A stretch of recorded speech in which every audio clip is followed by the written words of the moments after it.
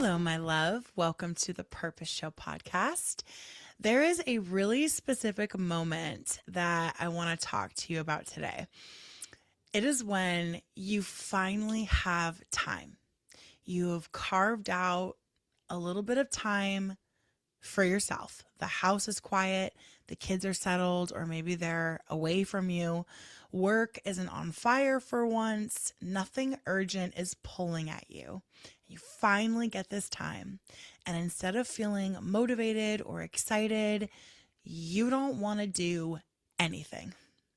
Not the things you've been wanting to do, not the things you enjoy doing, not even the things that would actually help you like feel better, feel lighter when, the kids come back and everything goes back to how it normally is. You just kind of sit there. And if you're like me, then the thoughts start like, oh, what is wrong with me? I finally have the time. Why am I not using it the way that I thought I would or the way that I planned on? Why do I feel so flat? Why do I feel resistance to like doing literally anything right now? This is what I want you to know. This is so normal. Like this comes up in my DMs, it comes up in the collective, it comes up with my private clients. Like I've experienced this many times. Here's what we're going to get into it, okay? Here's what you need to understand. This moment has nothing to do with laziness. And it's actually usually not about being burnt out either. It's something else. What's actually happening is that your system has been in like go mode for a very long time. Not like an excited go mode, busy, like I'm just so excited about my life and I've got so much to do and I love it go mode. It's not like I'm so inspired go mode. This is the type of go mode that is like just comes from constant managing of your life, being the one that holds everything together, responding to children, people, demands, things on your phone, work, staying on top of everything, being needed almost all the time. And then when you finally get space and you're not in that go mode for a second, your system does not just like immediately automatically shift into creativity or excitement or motivation. It pauses because for a very long time, doing anything has been tied to pressure. And you're performing and being in constant pressure and constantly doing. So when the pressure lifts for a second, your body doesn't go, oh my God, yay, let's do something fun. Let's create, let's, blah, blah, blah. It goes, wait a second. Are we even safe to stop? Is this pause okay? And it's almost like a survival mode response. Like you go into fight, flight, or freeze, right? And your body chooses freeze in this moment.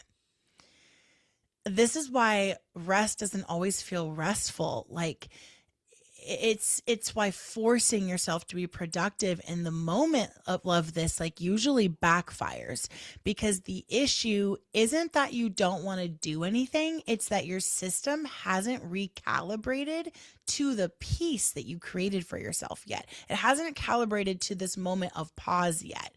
So instead of energized, you feel blank. You feel resistant to doing anything. You don't have clarity on what you want to do. You feel kind of numb and just like avoidant. Like you want to avoid doing anything. This is basically, think of it like this is a transition state, okay? From the go, go, go, go, go mode to I have some time. I have some me time. This is a transition state. It doesn't need to last the whole time or take the time you carved out for yourself away from you. But we can do something about it. But if you don't know what to do about it, then you're going to end up staying in that avoidant freeze state the entire time. And then, the kids are going to come back. You're going to have to go back into normal life and you're going to not have felt like you got refreshed because of the way that the time went and you just kind of sat there. So most people don't recognize this as a transition state and they don't know what to do about it. So they just immediately kind of panic and try to override it. And they like make a plan. They try to like give themselves a pep talk. They open up a tab on their computer to try to start working on something or starting a list of things to do, or they set a timer, and their body is just like, absolutely not. Like, we are in freeze mode. This is no more of this. I don't want to be back in go mode during this break. And then we get kind of like in this shame cycle where it's like, oh, we should be taking advantage of this time. What am I doing? What's wrong with me? Blah, blah, blah. So let's talk about what actually helps in this moment. The first thing to do is to stop trying to decide what you should do next. Decision making is output energy. Planning is output. Self-analysis and why am I like this? I finally have a minute to myself. That's output. And when your nervous system is already incredibly full from, this beautiful life you're living, output in a moment of pause is the last thing that it needs. So instead of asking yourself any kind of question and trying to decide what you should do next and all of that, I want you to lower stimulation and increase physical safety. That's it. Okay? So what does that look like? Put your feet on the floor. Sit. Feel the support of the surface underneath your body. Feel your breathing. Slow your body down. Change the sensory output around you. That's a really good one. And that might look like standing up and just walking around the house for 2 minutes. Like you're physically moving, and it's not like a workout or a push or a force. It's just easy. Moving yourself and sitting somewhere quieter, turning off any music or the TV or any noise, turn off whatever's on. Doing something really simple with your hands, like anything, literally, just shaking them out, cracking your knuckles, rolling your wrists, stretching. These are like somatic things that are pattern interrupts, okay? You could get up and you could clear one small surface. Like, you're not like pushing yourself and forcing yourself to go start organizing the house or anything, but just gently like start to clear a surface and put some things away. It's not like you're not doing anything productive, and that's the whole point. You're not like optimizing your space or starting a project that you need to finish. The goal isn't, that's not the goal. The goal is not progress.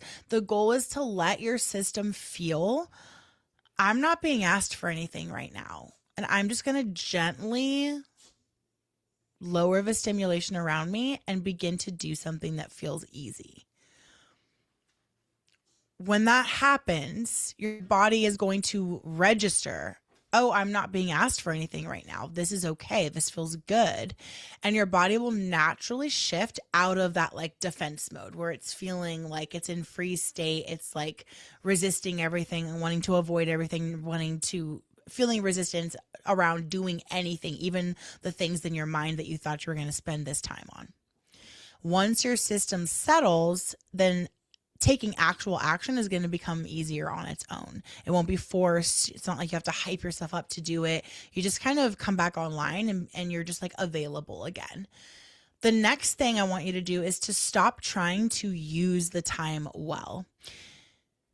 You're dysregulated. Like, your system is so overwhelmed from daily life and you have a minute to yourself. Like, this is not the moment to get ahead or to make progress or to finally do the thing you've been putting off. I know that consciously it makes sense to use the time for that and that you really wanted that, and it's frustrating to not. But when you treat open space like something you need to capitalize on, your system tightens up again. It's like bracing for impact. You're putting yourself back into like a threat mode, like survival mode. So instead of asking more of yourself in this pause, I want you to shrink the ask. You let yourself do things that don't require a mental ramp up during this time, things that don't need motivation. So like opening a window, lighting a candle, moving your body for a minute or two, making something warm to drink, touching something physical instead of staring at a screen. Like going ahead and going back to the idea of clearing that small surface and just letting it stopping after that, letting that be enough. This is not a time that we're trying to force ourselves to be productive or to accomplish something. We're just letting your body experience movement without demand. That kind of action, like I know this can sound like soft and fluffy and stupid, and it's like the opposite of what you want to do, but that kind of action tells your system, we're not being pushed right now. And that's what allows energy to kind of come back on its own to where you authentically feel good about getting something done and you want to, and then you can, then it'll come back. So it's like kind of counterintuitive, but this is how you get back there. The third thing I want you to do is to stop turning this moment into a story about yourself. So this is where most people accidentally make it worse. And they start thinking like, oh my God, what is wrong with me? Like my husband took the kids out, or I finally have help, or I finally have this moment or whatever. And like, I should be enjoying this. I should be doing A, B, or C. Like, why can't I just get up and do something? Those kinds of thoughts keep your body on edge. You are literally making it worse. Instead of labeling this moment at all, let it pass through without making it mean anything. You don't need to decide what this says about you. You don't need to diagnose it. You don't need to fix it. This is usually just like what it looks like when a system is shifting out of long-term pressure and you have a moment. And all of the noise and the everything that you're dealing with all day, every day has stopped. So when you don't fight it, when you don't try to make it mean something, it just moves through much faster. It passes so much faster. There's one more piece of this that matters like so much, and it's something that most people overlook. It is your environment. Your nervous system doesn't just respond to your schedule or your thoughts or like your emotions. It is constantly responding at a subconscious level to what's happening around you physically. So like every unfinished project, every pile of things you keep meaning to deal with, every surface that is loaded with stuff is quietly asking something of you when you walk by. Your subconscious mind takes in 11 million bits of information per second. And your brain is always scanning for what's going on, while your nervous system is always scanning for threat. And so when you have clutter physically everywhere and your brain is taking it in subconsciously all the time because of those 11 million bits of information, and it spikes your cortisol, which studies have shown us again and again and again. That's what clutter does, especially for women. Their nervous system is like, oop, cortisol spike, threat. And you're literally just keeping your nervous system, yourself, your brain, your whole being in a state of survival mode, in a state of stress. And that's why when you get a moment of peace, you can't do shit because you're overloaded. Okay? This is always being scanned in a low level background way. So when your life has been full for a really long time and then things finally slow down, your system doesn't just feel the absence of pressure. It also is going to start to notice everything that it's been filtering out, like all the clutter physically around you. So when you're busy and you're going through your life, your brain is registering that clutter and spiking your cortisol and putting your nervous system in a state of survival mode. And then when you get a minute and things are calmer and you have, the house to yourself for a second or whatever, that physical noise gets louder. So no matter what, peace or chaos, the clutter is spiking your cortisol and really affecting you. I've been studying clutter for a really long time, okay? Like 14 years. My studies have shifted into psychology, the way the human mind works, the nervous system, why we are the way we are, what the root issue is of all the problems that we wish would go away, the way that we operate, right? There is such a tie between the mind, the nervous system, the way you are, the way you're operating and moving through your day, why you react to things, why you get so irritated all the time, why you're so on edge, why you just want to sit here and zone out instead of doing anything the moment you get a minute to yourself. The tie between that and physical clutter is so clear to me. It is so connected. It's not that you don't actually want to do anything. It's that your system is just still processing input all the time. And clutter is input. It's visual noise. That's input. Clutter is just unfinished decisions, right? Unmade decisions. That's more input. That's more pressure, more expectations, more noise. Stuff that doesn't have a home is more input. It's just grating your nerves, so to speak. So even when you technically get time, you have time now to yourself, your nervous system is just still busy. Your cortisol is spiked. Your stress level is so high. It is visual noise everywhere you go all day. So forcing productivity in these moments does not work because the issue is not motivation, it's bandwidth. And babe, you just have literally none. One of the fastest ways to give your system bandwidth back is to remove things instead of adding more for yourself. So this is why I don't start the year with big goals. Not anymore, because it doesn't work. What do I always start my year with? Decluttering, the removal of shit. And we've done that together for 10 years now. We're about to do our 10th annual Declutter Like a Mother challenge. This is why. And it's not because you have so much shit and you need to get your life together and we're going to we're going to get all this out in minimalism and all.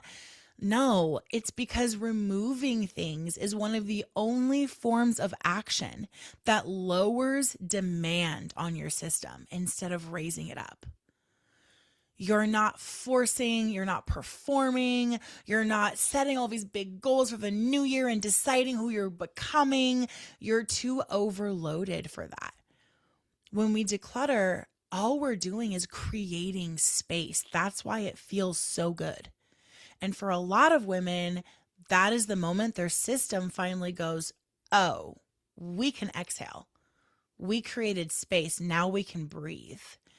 That's what Declutter Like a Mother is actually about. Not minimalism, not aesthetics, not doing it right or starting the year off strong. It's a place to practice change that doesn't require pressure. It's a place to remove things from your plate, to simplify, to quiet the environment you're doing life in. And when the noise drops down, desire, motivation, energy starts to come back on its own, so that the next time you get a moment to yourself, you actually have the motivation and the drive and the will to do some of the things that you need to do, that you want to do. So, a couple of things.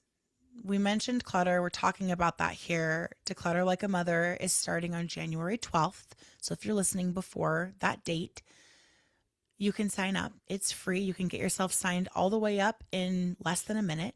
Okay. Open your browser, go to alliecasazza.com/DLAM. Okay. For Declutter Like a Mother. Get yourself signed up. That is going to feel so good, even just to sign up for that. Because, I mean, first of all, it costs nothing and it's epic every year. It's amazing. But your nervous system is going to feel the effects of removing things from your plate, removing that visual noise that's stressing you the fuck out all day, every day. Knowing that you're signing up for that is automatically going to feel good. Then we're going to do that challenge together and you're going to feel the effects of it. Your nervous system is going to feel this. This is a neuroscience-backed decluttering event. Like, that is so good for you. Sign up. Let's get you in there. Okay. Now, the next time you get a little bit of time to yourself and you don't want to do anything with it, please don't rush to fix yourself. That's your nervous system giving you data about where you're at and how overloaded and overly full of input your system has been. Don't rush to fix yourself. Nothing has gone wrong. You're expecting so much of yourself that even when you get a break, you expect yourself to fill it with productivity. Your system maybe just needs less input before it's ready for more output. So, lower the demand, remove some things, remove some visual noise from where you're at. Let yourself re-enter your life gently. Like, I know the to-do list is long. We all have that. It's insane. There's always so much to do. There's always so much we could be doing. But when you live in that place, when you hold that energy and that's how you're operating, and that's the main thing, is getting things done. And even in the moment where you create space, you create rest for yourself, you're like, I need to be getting things done. That's why you're shutting down, babe. You need a moment. And that rest, like actually taking rest, is usually where real momentum can actually be born. So, what would happen if we just removed some of the input, quieted the noise, gave ourselves a minute, and didn't force ourselves into like hyper productivity every fucking second of the day? I am really glad you're here. Thank you for sitting with me. Thank you for being with me. Please take a screenshot, share that you're listening. Let us know what you loved about this, what was helpful about this.